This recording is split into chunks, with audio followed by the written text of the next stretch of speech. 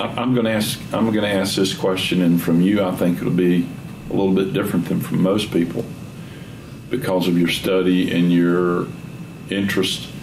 Who of all you've ever known about or heard, is your favorite preacher? Sam Jones. Sam Jones. Now tell me about Sam Jones and why that would be your answer. Well, and I don't even have to think about it because I've studied I've studied hundreds of them. I won't say all of them. But I think it'd be Sam Jones or Christmas Evans. But Sam Jones, because, for one, he was a complete, total unlikely. And he was from Oak Bowery, Alabama, born in 1847. And he had such an impact on his generation that 100 years later he was front page news. Mm-hmm. 4 people did that: Thomas Edison, Alexander Graham Bell, Jesse James.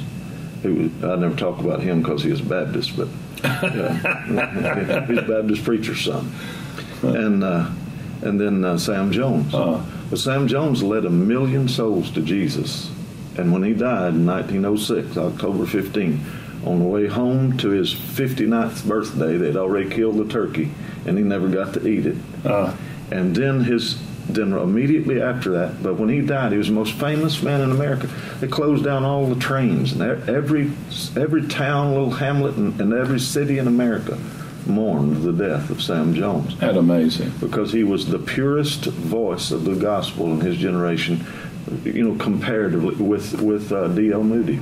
Wow. D.L. Moody was the same time. And this was not a time in history when there was a revival.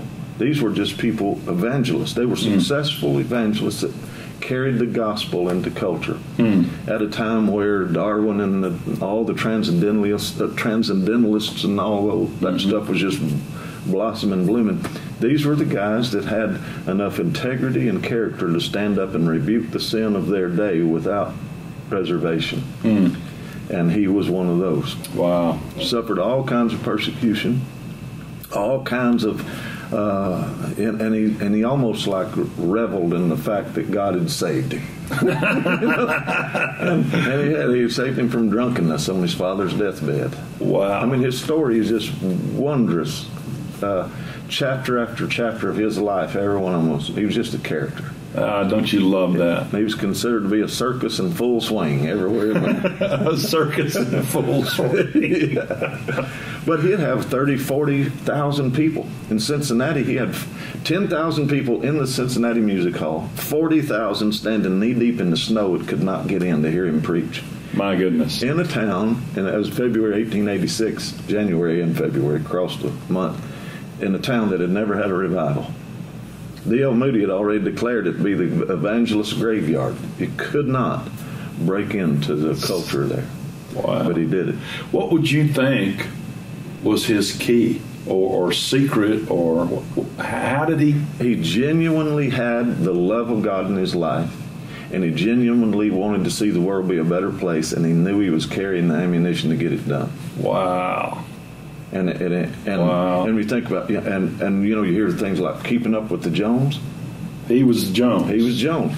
You go to his home in Cartersville, Georgia, like a 10,000 square foot glorious mansion, beautiful Victorian mansion. But here's the thing, people love to use that to criticize, even then. But when he died, after he died, they found out how many young ministry students he sent through college. Wow.